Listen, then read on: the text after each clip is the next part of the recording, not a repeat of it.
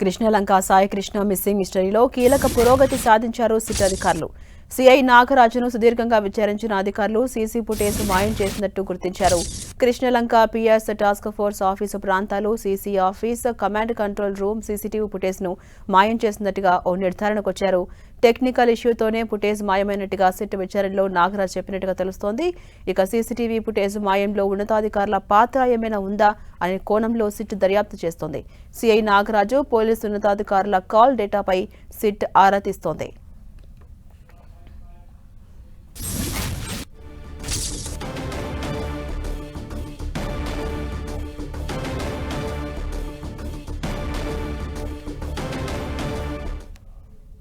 ఇక ఇదే అంశంపై మరింత సమాచారం మా ప్రతినిధి జయరాజ్ అందిస్తారు. జయరాజ్, కృష్ణలంక సాయి కృష్ణ మిస్సింగ్ మిస్టరీలో కీలక పురోగతి లభించింది.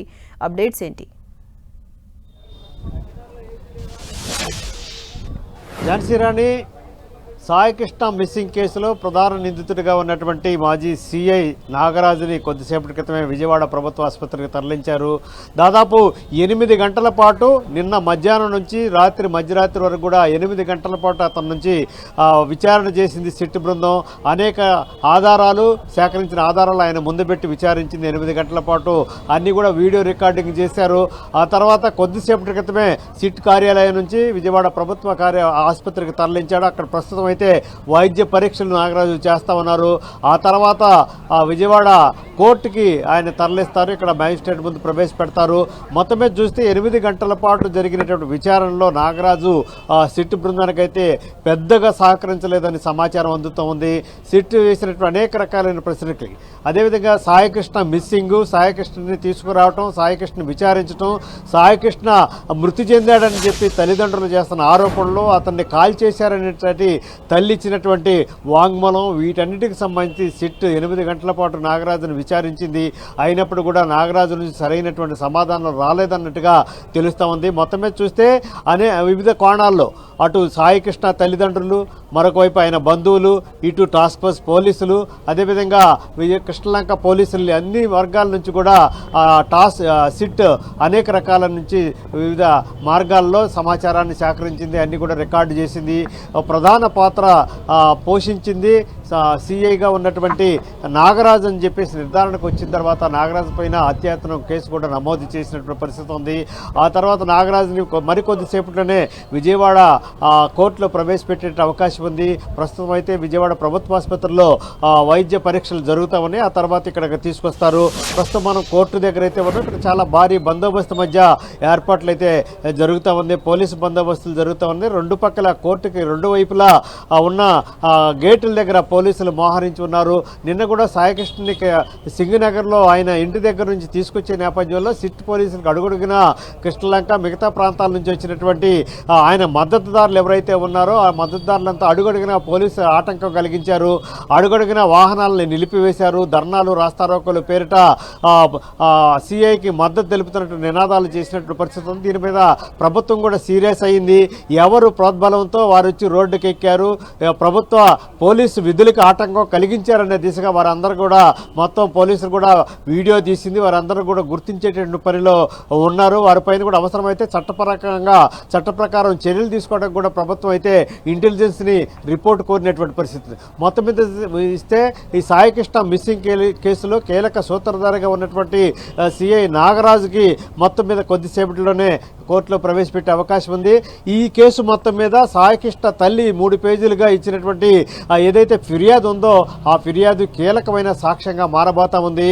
సాయికృష్ణని మే 9వ తేదీన మార్కాపురం నుంచి తీసుకొచ్చినటువంటి పోలీసులు కృష్ణలంక సిఐగా ఉన్నటువంటి నాగరాజుకు అప్పగించారు.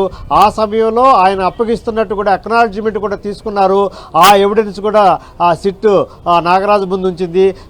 సాయికృష్ణని స్వాధీనం చేసుకున్న తర్వాత, తన అదుపులోకి తీసుకున్న తర్వాత అతన్ని ఎక్కడెక్కడ విచారించారు, ఏ పద్ధతిలో విచారించారు, విచారించే సమయంలో ఎవిడెన్స్ ఏం కలెక్ట్ చేశారు, వీడియో తీశారా, మిగతా రికార్డులు ఏమైనా ఉన్నాయా, తదితర అంశాలన్నీ కూడా నాగరాజు నుంచి వివరాలన్నీ రాబట్టేటటువంటి ప్రయత్నం అయితే చేశారు. ఆ తర్వాత విచారణ సందర్భంగా సాయి కృష్ణ మృతి చెందాడని తల్లి చేస్తున్న ఆరోపణలు కూడా నాగరాజు ముందు పెట్టే సిట్. అసలు సాయి కృష్ణ చనిపోయాడా, చనిపోతే మృతదేహాన్ని ఏం చేశారు, సాయి కృష్ణ తల్లి చేస్తున్న ఆరోపణ ప్రకారం సాయి కృష్ణని స్టేషన్లోనే చంపేశారు, తనని చిత్రహింసలు పెడుతున్నటువంటి అంశాన్ని నేను విన్నాను, చూశానని చెప్పేసి తల్లి చేస్తున్నటువంటి ఆరోపణ నేపథ్యంలో అక్కడి నుంచి మృతదేహాన్ని కృష్ణలంక స్వర్గపూరికి తీసుకెళ్లారు, అక్కడ దహనం చేశారు.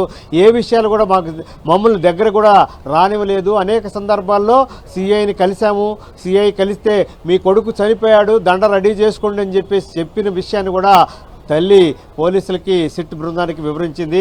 ఈ సిట్ బృందానికి ఇచ్చినటువంటి 3 పేజీల లేఖ ఏదైతే ఫిర్యాదు ఉందో అది ఈ కేసులో అతి కీలకంగా మారబోతా ఉంది. దీంతోపాటు టాస్క్ ఫోర్స్ సిబ్బంది, మరొకవైపు కృష్ణలంక పోలీస్ సిబ్బంది, వీరి నుంచి కూడా వాంగ్మూలాలు సేకరించింది సెట్. వీటన్నిటిని బేరీజ్ వేసుకొని నాగరాజును ప్రశ్నించారు. దాదాపు 8 గంటల పాటు నాగరాజు నుంచి సరైనటువంటి సమాధానాలు రాలేదు అని తెలుస్తూ ఉంది. జయరాజ్ అంటే మరి కాసేపట్లో నాగరాజును మెజిస్ట్రేట్ ముందు హాజరుపరచబోతున్నారు. మరి రిమాండ్ విధించే అవకాశం ఉందా? తప్పకుండా పోలీసులు అయితే పూర్తి స్థాయిలో సిట్ రిమాండ్ రిపోర్ట్ను కూడా సిద్ధం చేసింది.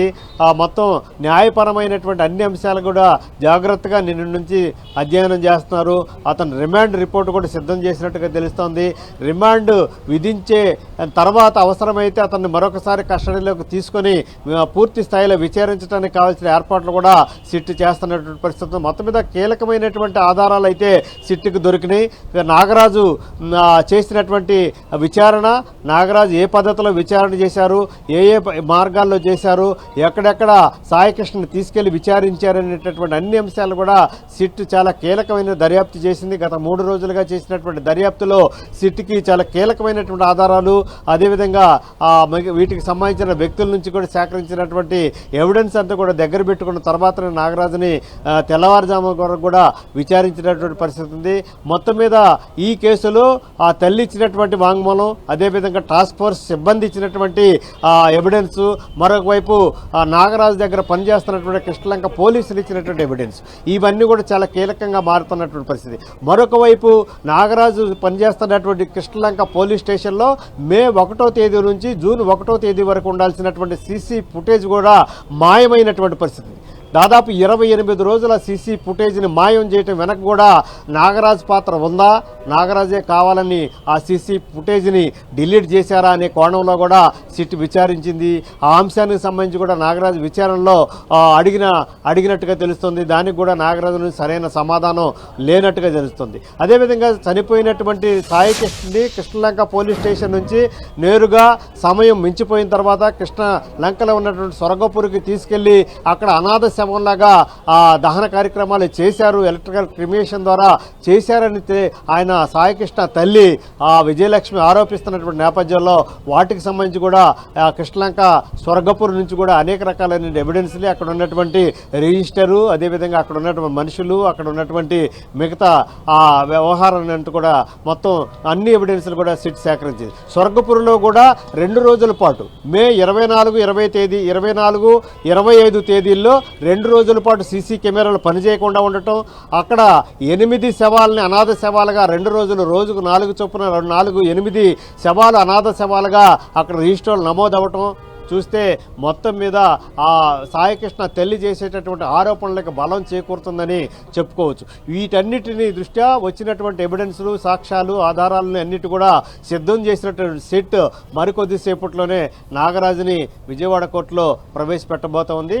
ప్రవేశపెట్టిన తర్వాత మొత్తం మీద రిమాండ్ విధిస్తారా, ఉన్నటువంటి ఆధారాలు ఏంటి, రిమాండ్ రిపోర్ట్ కూడా సిట్ సిద్ధం చేసినటువంటి పరిస్థితి. మరి కొద్దిసేపట్లోనే అత్యంత భారీ బందోబస్తు మధ్య నాగరాజుని విజయవాడ కోర్టులో ప్రవేశపెట్టడానికి ఏర్పాట్లు అయితే జరుగుతూ ఉన్నాయి. ఝాన్సీ రాణి. అంటే జయరాజ్ అటు సీసీ ఫుటేజ్ ఈ కేసులో ప్రధానంగా మారింది. సీసీ ఫుటేజ్ టెక్నికల్ ఇష్యూ వల్ల రిమూవ్ అయిందని నాగరాజ్ చెప్పినట్టుగా తెలుస్తోంది. కానీ కావాలనే మాయం చేసినట్టుగా సిట్ అధికారులు గుర్తించారు కదా. ఈ నేపథ్యంలో సిట్ అధికారుల నెక్స్ట్ స్టెప్ ఏ విధంగా ఉండే అవకాశం ఉంది? ఇంకా ఎవరైనా విచారించే ఛాన్స్ ఉందా? ఝాన్సీ రాణి, ఈ కేసులో ఇప్పటి వరకు కూడా 22 మంది నుంచి స్టేట్మెంట్లు సిట్ తీసుకుంది.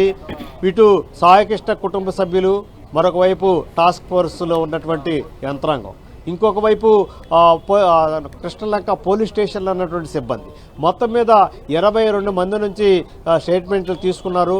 అయితే సాయికృష్ణ తల్లి ప్రధానంగా 8 మంది పైన పేర్లతో సహా తన కొడుకుని ఎవరెవరు చిత్రహింసలు గురి చేశారు, ఎవరెవరు తన ఇంటికి వచ్చి తనను ఇబ్బంది పెట్టారు, తన కొడుకు గురించి తన సమక్షంలోనే తన కొడుకుని పట్ల అమానుషంగా ప్రవర్తించారనేటటువంటి అంశం గురించి అటు కృష్ణలంక పోలీసులు, టాస్క్ ఫోర్స్ పోలీసులకి దాదాపు 8 మంది పేర్లతో సహా సాయికృష్ణ తల్లి చెబుతున్నటువంటి పరిస్థితుల్లో వారందరూ కూడా ఇప్పటికే సిట్ బృందం విచారించింది. అయితే నాగరాజు పేరు మాత్రం ఇప్పటి వరకు కూడా ఎఫ్ఐఆర్లో ఉన్నటువంటి నేపథ్యంలో మిగతా వారి విచారించడం, అదేవిధంగా నాగరాజు ఇచ్చిన సమాచారం, మిగతా అన్నిటి నేపథ్యంలో మరికొంతమంది పేర్లు కూడా ఎఫ్ఐఆర్లో చేర్చేట అవకాశం ఉంది. మరికొన్ని సెక్షన్లు కూడా ఎఫ్ఐఆర్లో చేర్చేట అవకాశం ఉన్నట్టుగా తెలుస్తోంది.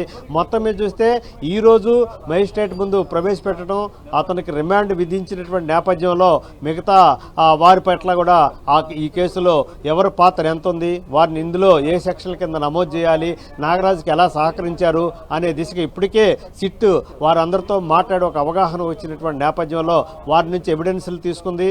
వారి పాత్ర ఎంత ఉంది, నాగరాజు పాత్ర ఎంత ఉంది, ఎవరి వల్ల ఈ అమానుషం జరిగింది అనేటటువంటి దిశకి ఇప్పటికే సిట్కి అయితే కీలకమైనటువంటి ఆధారాలు లభ్యమైన నేపథ్యంలో మరికొద్ది సేపట్లోనే విజయవాడ ప్రభుత్వ ఆసుపత్రి నుంచి నాగరాజుని కోర్టుకు తీసుకొచ్చేటటువంటి ఆ ప్రక్రియ అయితే కొనసాగుతోంది. Jhansi. Right, thank you Jayaraj.